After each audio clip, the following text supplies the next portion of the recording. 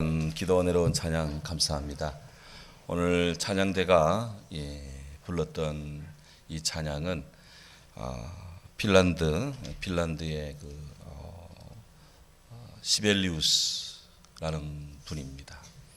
이분은 원래 법학을 전공을 했는데 음악에 소질이 있어서 늦게서야 대학 다니다가 중퇴를 하고 음악을 공부해서 그래서 재능을 인정받아 국가 장학금을 받아서 독일로 이렇게 오스트리아로 유학을 좀 한 다음 그가 작곡을 했는데 그 당시에 이 핀란드가 러시아의 지배를 받았습니다. 핀란드 사람들이 참 힘이 없는 상태인데 나라를 사랑하는 이 시벨리우스가 바로 핀란디아라고 하는 아주 귀한 이 찬양의 곡을 지었습니다. 이 곡을 들으면서 사람들이 나라를 생각하게 됩니다.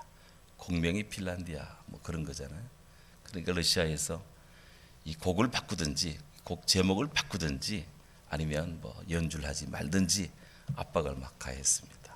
그런데 사람들이 이 곡을 눈으로 그리고 귀로 입으로 다 새기면서 그렇게 전파를 해가지고 핀란드 사람들이 마음에 큰 부흥이 일어나고 그래서 러시아로부터 독립하는데 이 시벨리우스 이 곡이 그렇게 기여를 했다고 해요. 그래서 오늘 아침에 하여튼 그런 책을 읽었는데 시벨리우스 이야기가 나왔는데 오늘 찬송을 할 줄 저도 미처 몰랐습니다. 그래서 이걸 꼭 먼저 말씀을 드리고 싶다.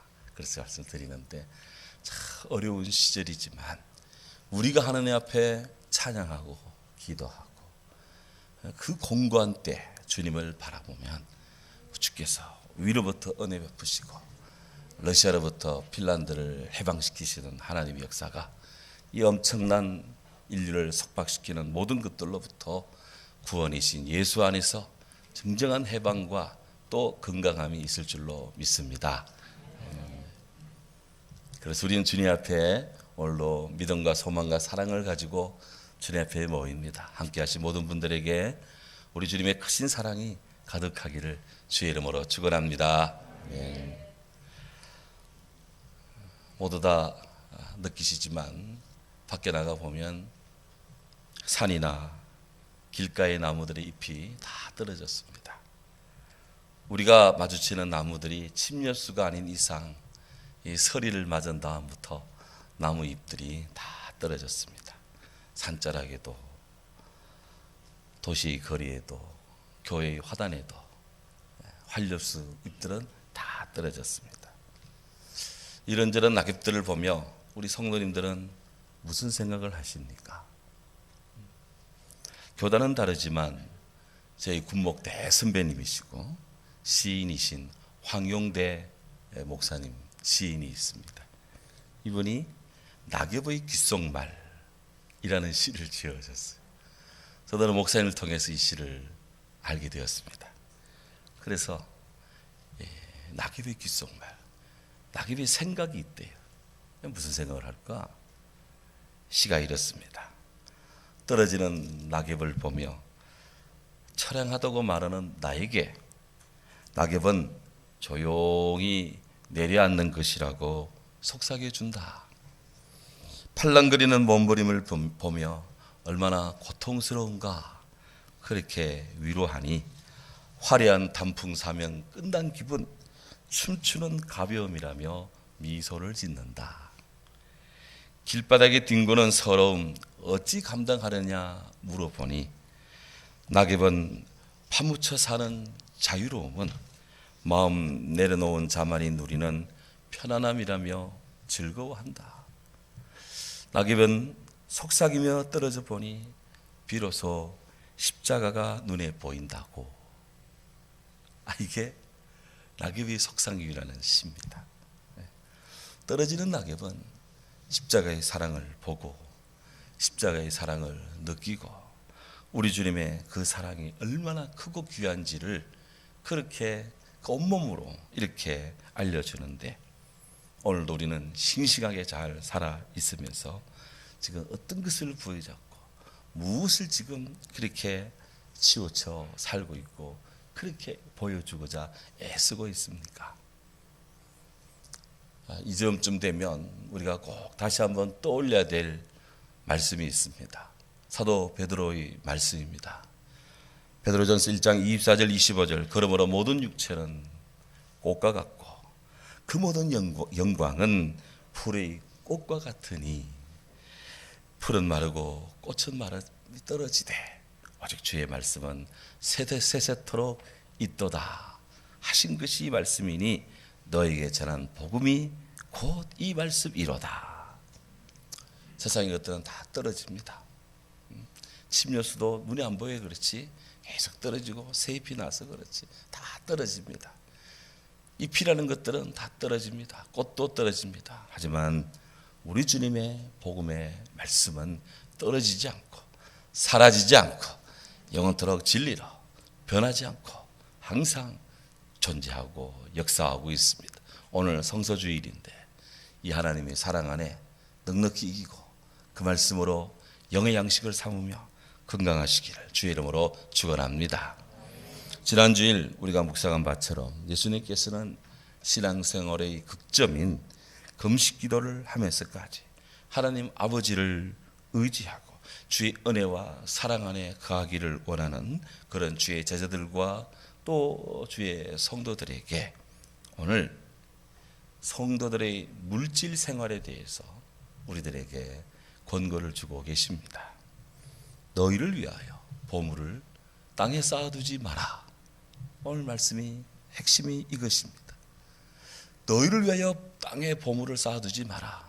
주님 이 말씀을 우리가 생각하다 보면 우리가 오해하는 경우가 있습니다.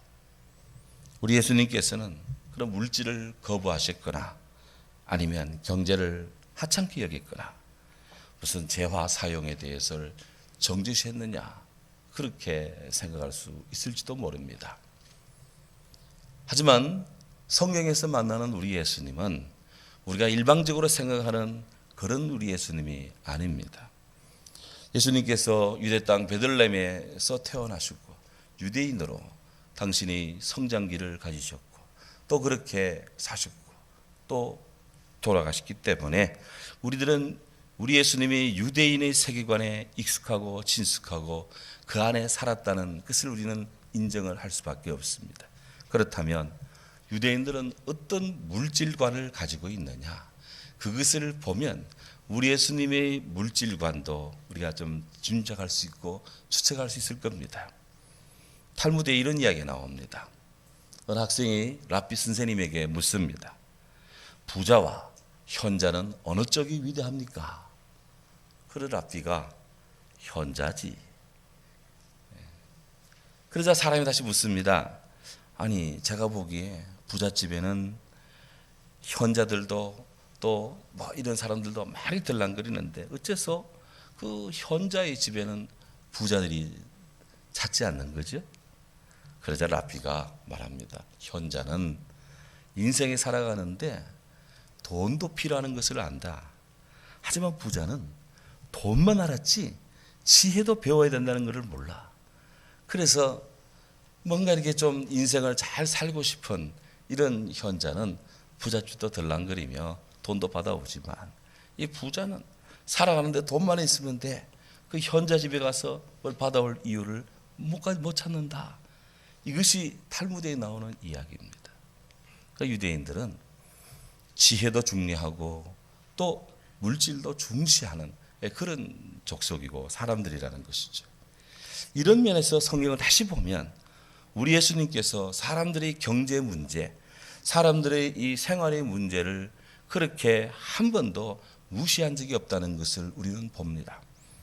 주님이 금식기도한 다음 배가 고플 때 마귀가 와서 유혹합니다. 이 돌을 떡이 되게 해서 먹어라 그랬습니다. 그때 예수님이 사람이 떡으로만 사는 것이 아니라 하나님 말씀으로 산다 그랬습니다.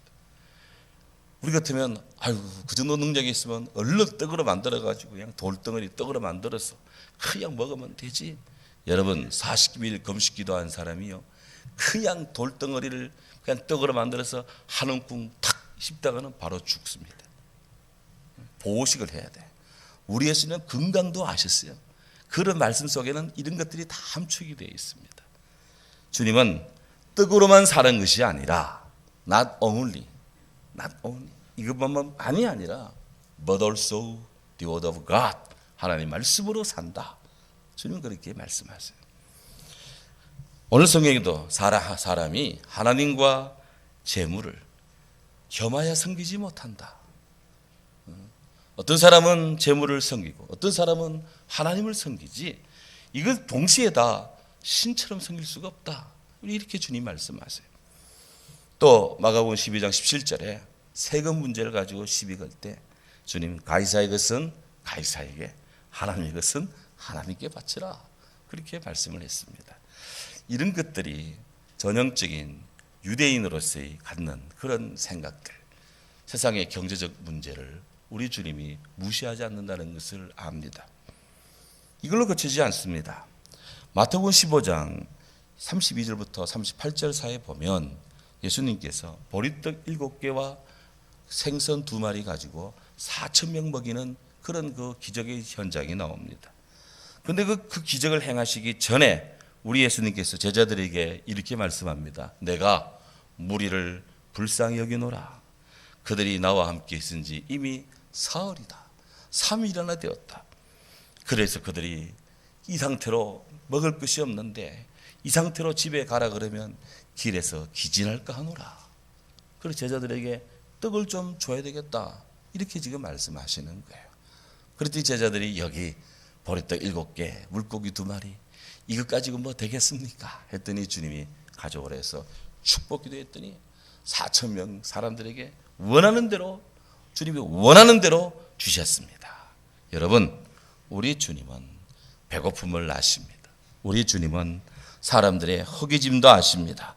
우리 주님은 그래서 이들이 먹지 않고 이들이 쓰지 않고 뭐 이렇게 하면은 그냥 가다가 기진해서 힘 빠져 죽는다는 걸 주님이 아시기 때문에 하여튼 최소한의 비용으로 최대의 효과를 창출하시면서 그렇게 사람들의 고통의 근원적 문제를 주님이 해결해 나가셨다 하는 것이죠. 이런 면에서 우리 주님은 경제적인 면에서도 상당히 그런 조예가 깊고 관심이 있다고 그렇게 경제학자들은 또 생각을 합니다. 다만 우리가 주목하는 것은 오늘 예수님이 말씀하신 것처럼 금방 피었다가 10일 지나면 떨어지는 꽃 같고 한여름철 반짝하다가 설이 맞으면 다 쓰러지는 일반 풀같이 세상의 것들, 우리가 그렇게 소중히 여기고 보물처럼 여기는 것들도 꽃이 떨어지고 풀잎이 눕는 것처럼 그렇게 되니 이런 땅에 쓰러질 것들을 영원한 것인 양 붙들지 말고 진정 영원한 것을 향해 여러분의 삶을 추구하라, 이렇게 주님이 말씀하십니다. 그래서 오늘 말씀합니다. 너희를 위하여 보물을 땅에 쌓아두지 마라. 거기는 좀과 동록이 해하며 도둑이 구멍을 뚫고 도둑질한다, 이렇게 말씀하는 거예요. 이 보물이라는 것, 사전적으로 의미를 보면 썩 드물고 귀한 가치가 있는 보배로운 물건, 이게 사전적 정의입니다. 신앙의 관점에서 보면 지금 사람들이 보물처럼 여기는 것은 내 생명처럼 내 존재처럼 아끼는 그것이 보물 같은 것입니다. 브라질의 작가 파울로 코엘료라는 분이 있죠. 연금술사라는 그 소설을 많이 알려졌는데요. 거기 보면 이런 말이 나옵니다. 지상 모든 인간에게는 그를 기다리는 보물이 있다. 사람들에게는 각자에게는 그를 기다리는 보물이 있다는 거예요. 그래서 누구나 어른이나 아이나 누구든지 간에 이런 보물에 대한 동경과 또 그런 욕망이 그 안에 근원적으로 이렇게 자리하고 있음을 부인할 수 없습니다. 어린 시절 학교 소풍을 가거나 아니면 교회 소풍 야외예배를 가면 아주 하이라이트가 보물찾기입니다. 약간 흥미진진한 게 아니에요. 어린 시절 뭔가 자기만의 진짜 아주 귀하게 여기는 것을 이런 통에다가 탁 넣고는 보물상자 쓰고는 누구든지 관계자 외에 열어보지 말 것, 뭐 이렇게 하면서 그냥 이렇게 애지중지했는데 지금 생각해 보면 참 웃음이 나옵니다. 예. 스티븐슨의 보물섬이라는 그 책 있죠. 예. 동화로도 소설로도 영화로도 만화로도 그냥 끊임없이 제작되고 사람들에게 알려지고 읽혀지고 언제 봐도 흥미진진한 주제입니다. 인류 최대의 희대의 보물을 탐사하는 해리슨 포드 주연의 인디아나 존스 시리즈, 언제 봐도 재미 충만입니다. 제가 인디아나 존스 1, 2, 3, 4 이거 막 몇 번을 본지 몰라요. 텔레비 뭐 볼 거 없으면 그거 나오면 계속 그냥 보고 있습니다. 봤는데 또 보고 봤는데 또 보고. 왜 보냐? 보물에 대한 탐사. 인간이거든. 그것이 인간. 이런 판타지 세계에서 빼놓을 수 없는 것이 보물지도입니다. 보물지도. 인간은 이렇게 보물을 그리면 눈에 버쩍버쩍 띄고요. 네, 그렇습니다. 우리 성도님들께 정말 보물로 여겨지는 것들은 어떤 것들이 있습니까? 요즘같이 추운 12월 어느 날 뉴욕 맨하탄의 한 모퉁이에 신발 가게 앞에 한 어린이가 맨발인 채 이를 덜덜덜 딱딱딱딱 부딪히며 덜덜 떨면서 그 쇼윈도를 이렇게 보고 있는 거예요. 그 모습을 측은하게 여긴 지나가는 한 부인이 애기한테 묻습니다. 친구야, 왜 그 진열장을 그렇게 보니? 그랬더니 저는 지금 하나님께 신발 한 켤레만 달라고 기도하는 중이에요 하더라는 거예요. 그래서 이 부인이 웃으면서 들어가자.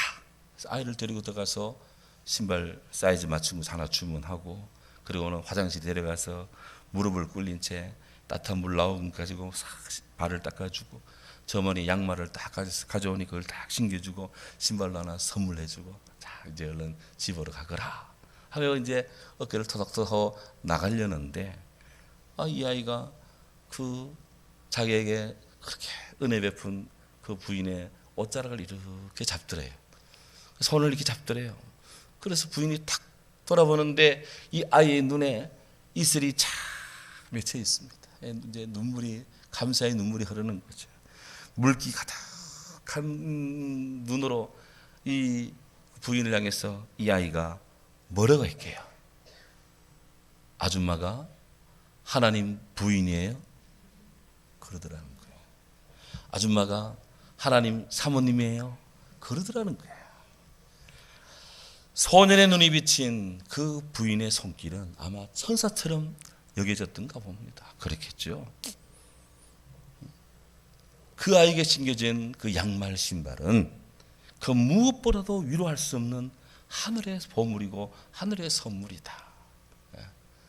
리더스 다이제스트에 나오는 이야기입니다. 옛날에 미국 디트로이트에서 흑인 노예 출신의 손자가 한 12살 되었는데 어머니가 급하게 병으로 돌아가십니다. 그 어머니가 가쁜 심을 몰아시면서 유언을 합니다. 아들아, 인생을 살아가는데 3가지 보석이 있단다. 하나는 믿음, 소망, 그리고 사랑이란다 하고는 숨을 거뒀습니다. 어머니가 돌아가신 후 이 소녀는 할머니에게 맡겨져서 양육이 됩니다. 그런데 어떻게 됐는지 아이에게 소아마비가 왔습니다. 거동이 불편합니다. 하지만 어머니의 그 사랑의 마음을 느끼면서 이 아이는 열심히 자기가 할 수 있는 최고의 공부를 합니다. 지긋지긋한 가난과 그리고 흑인에 대한 차별을 겪으면서도 한 번도 그의 꿈을 포기하지 않았습니다. 그는 각고의 노력을 기울여서 하버드 대학 들어갔고요. 국제관계론을 공부해서 정치학 박사학위를 취득을 했습니다. 그리고 여러 부분에서 활동을 하다가 유엔 중재 담당관으로서 1950년 이스라엘과 아랍 진영 간의 이 휴전 협상을 성공시켰습니다. 그래서 그는 그 공로를 인정받아 흑인 최초의 노벨 평화상을 수상하게 되었는데요. 그 이름이 랠프 번치 박사입니다. 인류 최초, 흑인 최초의 노벨 평화상 수상자가 지금 사진에 나오는 이분입니다. 소아마비 환자예요. 숨이 넘어가면서도 인생의 보배는 믿음이고 소망이고 사랑이다 라는 이 보석을 유언한 어머니의 위대한 신앙, 위대한 정신이 이 레프 번치의 마음을 감동시켰고, 그 흑인 차별, 인종 차별 하는 그런 모든 차별을 극복하면서 정말 도전했고 꿈을 성취해서 그 개인적인 인생뿐 아니라 이스라엘과 아랍 세계의 평화의 정진, 인류에게 평화의 비전을 준 그런 사람이 되었다는 것이죠. 사람이 어떤 보물을 추구하느냐에 따라서 이렇게 그 인생과 그 세계가 달라진다라는 것입니다. 그러니 보물의 이야기가 중요한 거예요. 성경은 권고합니다. 은을 구하는 것 같이 그것을 구하며 감추인 보배를 찾는 것 같이 그것을 찾으면 여호와 경외하기를 깨달으며 하나님을 알게 되리니 대저 여호와는 지혜를 주시며 지식과 명철을 그 입에서 내심이며 그는 정직한 자를 위하여 완전한 지혜를 예비하시며 행실이 온전한 자의 방패가 되시나니 대저 그는 정의의 길을 보호하시며 그는 성도의 길을 보전하려 하심이라. 아멘. 하나님의 지혜를 구하고 하나님의 생각을 구하고 하나님의 보물을 구하면 땅에서도 지혜롭고 지식이 있고 정말 보배 같은 인생이 된다는 약속의 말씀입니다. 보석이든 사람이든 네 가지 C, 4C, 네 가지 C로 결정이 된대요. 보석의 네 가지 요소. 첫째, clarity, 투명도.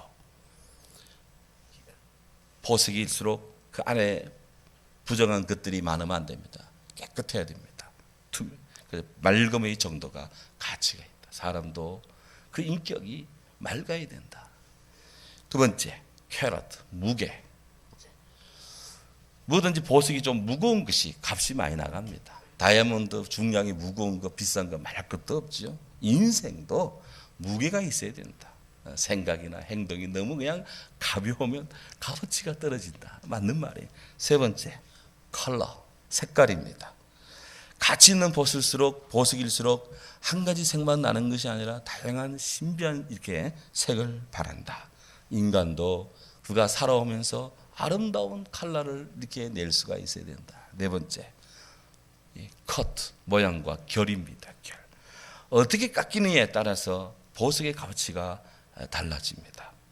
사람도 어떻게 단련되느냐, 내적으로 외적으로 이렇게 내면이 연단을 받아서 그가 훈련되고 교육되고 그렇게 정비가 되면 정말 정금 같은 그런 인격의 사람으로 쓰임 받는다.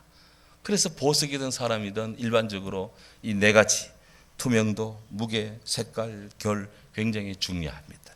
그런데 사람이 구원을 받고 제대로 행동하고 정말 인생이 전인적으로 총체적으로 늘 행복하려면 결정적 C가 하나 필요하다. 그 C는 그리스도 예수입니다. Christ Jesus, 예수 그리스도입니다. 빌립보서 1장에 보면, 빌립보서에 보면 우리 예수님이 어떤 분인지 정말 보배 같은 분임을 빌립보서 전체가 증거하고 있는데요. 빌립보서 1장 1-2절에 보면 그리스도 예수는 은혜와 평강의 원천이십니다. 그리스도 예수는 의의 열매를 맺게 하는 근원이십니다. 아멘 하십시오. 예수님은 그리스도 예수는 복음 전파의 주체이십니다. 그리스도 예수는 구원에 이르게 하는 힘입니다. 그리스도 예수는 성도의 삶의 목표가 됩니다. 그리스도 예수는 성도의 자랑입니다. 그리스도 예수는 겸손의 표본입니다. 그리스도 예수는 하나님의 본체십니다. 그리스도 예수는 모든 이름보다 뛰어난 이름이십니다. 그리스도 예수는 전 피조물의 주님이십니다. 그리스도 예수는 제일 귀한 보배입니다. 그리스도 예수는 성도가 의지할 수 있는 유일한 분이십니다. 그리스도 예수는 성도의 소망입니다. 그리스도 예수는 성도의 능력의 근원이십니다. 그리스도 예수는 우리의 모든 필요를 채워주는 하나님 축복의 통로이십니다. 예수님이 복음이고 예수님이 진정한 보물이고 예수님이 하늘의 보배다. 빌립보서 전체에 바울이 그렇게 증언하고 있습니다. 사람은 누구나 예수를 믿으면 멸망치 않고 영생을 얻습니다. 사랑하는 우리 모든 성도님들, 정말 우리들이 추구해야 될 보물이 있다면 땅에서 또 갖기를 원합니다. 하지만 무엇보다도 하늘의 보배이신 예수 그리스도, 우리에게 내려주신 예수 그리스도 주님을 우리가 마음속으로 모시고 소유하고 향유하는 자 복이 있는 줄로 믿습니다. 그래서 예수님께서는 성도의 신앙생활을 천국의 내 보물을 저축하는 것과 연계를 시킵니다. 마태복음 13장 44절 45절에 보면 천국의 비유가 몇 가지 나오는데요. 천국은 마치 밭에 감추인 보화와 같으니 사람이 이를 발견한 후 숨겨두고 기뻐하여 집에 돌아가서 자기 소유를 다 팔은 다음 그 밭을 샀느니라. 그 밭에 있는 보화는 누구 것입니까? 밭주인 것이기 때문에. 그래서 그 밭에 감추인 보화를 알고 자기 것을 다 팔아서 산 그 그 주인처럼 하늘의 보화를 그렇게 사라, 이렇게 촉구를 합니다. 또 천국은 마치 좋은 진주를 구하는 장사하는 사람과 같으니 극히 값진 진주를 만나며 가서 자기 소유를 다 팔아 그 소유를 진주를 샀느니라. 그래서 그것을 다시 유통하면 몇 배의 값을 받는다. 예. 땅의 보화보다 하늘의 귀한 보화가 소중하기에 그래서 이렇게 땅과 하늘의 것을 연결을 시키며 주님이 그 나라의 것을 사라고 촉구를 합니다. 땅의 것이 아니라. 왜? 땅의 것은 영원한 미래가 아니기 때문입니다. 땅의 것은 순간적이며 땅의 것은 늘 한계가 있기 때문에 그랬습니다. 예수님은 이 버리는 보물을 땅에 쌓아두지 마라 그랬습니다. 이게 문법 시제로 보면 현재형입니다. 언제 쌓아두지 말이야? 과거에 쌓아둔 것 그 문제 안 삼습니다. 앞으로 쌓아둘 것 미래적인 문제가 아닙니다. 지금 쌓아두지 마라. 지금 쌓아두지 마라. 신앙은 늘 지금 현재적인 것이 굉장히 중요합니다. 우리가 그것을 땅에 쌓아둡니다. 지금 쌓아두었습니다. 시간이 지납니다. 나중에 되면 거기에 좀과 동록이 낍니다. 좀이 먹습니다. 옷이나 음식을 해치는 그런 이 벌레들이 먹어치웁니다. 동록이 낍니다. 러스트, 바로 이 금속을 부식시키는 그런 것들이 거기에 들어와서 그 금속을 부식시키고 문제를 발생합니다. 아무리 좋은 것이라도 그냥 두면 곰팡이가 끼고 바이러스가 또 뭐 미생물이 들어와서 이렇게 모든 것들을 막 허물어 제낍니다. 또 도둑도 듭니다. 그래서 가져가기도 합니다. 세상에는 개인의 도둑도 있지만 인위적인 도둑들이 있어서 국가의 경제를 허물어 버리고 그 기업을 무너뜨리는 이런 세상의 도둑들도 많이 있습니다. 올해같이 코로나19 바이러스가 이렇게 전 세계 경제를 셧다운 시킬 줄 누가 알았겠습니까? 인생은 이렇습니다. 땅의 것들이 아무리 좋아도, 비행기가 아무리 좋아도 바이러스 때문에, 눈에 안 보이는 바이러스 때문에 비행기가 뜨지를 못해요. 사람이 타지를 못해요. 다른 나라 가지를 못해요. 돈이 있어도 못 가는 겁니다. 지금 인생이 그렇습니다. 예수님이 어리석은 비유, 부자의 비유도 이야기했습니다. 어느 부자가 있었는데 소출이 어마어마했습니다. 겁나게 많았습니다. 그런 마음으로 그냥 감탄하고 행복합니다. 야, 내가 수고해서 이렇게 많은 걸 이루었구나. 내 영혼아, 이제부터는 좀 쉬고 먹고 마시며 기뻐하며 즐기자. 쌓을 것이 없는데 창고 내려서 더 크게 확장하고 그냥 잉여 것들 그냥 충만해서 때를 봐 이거 팔고 더 많은 소출을 거둘 것이다 하면서 그 밤에 그렇게 행복하며 그렇게 돈을 많이 더 벌 꿈을 꾸고 잠을 자는데 주께서 말합니다. 어리석은 자여, 오늘 밤 내 영혼을 도로 거두어가면 너의 예비한 많은 것이 누구 것 되겠느냐? 네 부인 것 되고 네 아들 딸 것 되겠지. 네하고는 상관없다 이 말입니다. 그래서 예수님은 보물을 하늘에 쌓아두라 그랬습니다. 누가복음 12장에 주님 말씀합니다. 적은 무리여 무서워 말라. 너희 아버지께서 그 나라를 너에게 주시기를 기뻐하느니라. 하나님은 우리들에게 하늘의 보물, 하늘의 천국 주시기를 기뻐합니다. 세상의 사람들은 아무한테나 자기 보물 주기를 기뻐하는 사람 없습니다. 하지만 우리 주님은 당신이 보물을, 그 보물을 다 기쁜 마음으로 주의 자녀들에게 다 하나씩 그 향해서 그냥 안겨주기를 우리 주님은 기뻐하십니다. 그러니 너희 소유를 팔아서 딸치 않는, 낡아지지 않는 배낭을 하나 만들어라. 하늘에 둔 바 다함이 없는 보물이다. 이 보물을 가지라. 거기에다가 주의 나라를 위해서 쌓아두라. 거기는 좀도 도둑도, 거기는 이 나쁜 것들이 들지를 못한다. 그랬습니다.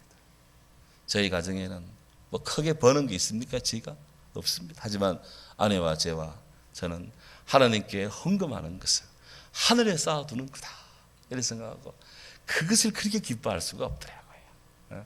참 기뻐하죠. 예, 기뻐했습니다. 예. 우리의 자녀들도 그렇게 하나님께 헌금하는 것을 기뻐하는 자들이 되기를 원한다. 저는 힘껏 일하면서 정말 하나님께 힘껏 헌금하는, 섬기고 일하는 그런 성도를 보면 정말 존경스럽습니다. 내가 저 평신도라면 저 정도 할 수 있겠냐? 세포들나마 기도하고 하루 종일 기도하고 일하고 피곤해서 또 새벽에 나오고, 야 정말 존경스럽다. 하늘의 상급이 클 것이다. 그래서 주님이 내 보물이 있는 곳에 내 마음이 있느니라. 그래서 어디다가 쌓아두느냐. 결론적으로 바울 사도 요한께서 주의 성도들에게 이렇게 권고합니다. 어떻게 쌓아둘 것인가? 위의 것을 생각하고 늘 생각을 해야 돼. 위의 것을, 늘 하나님 나라를 생각해야 돼요. 늘 주님을 먼저 생각하시기 바랍니다.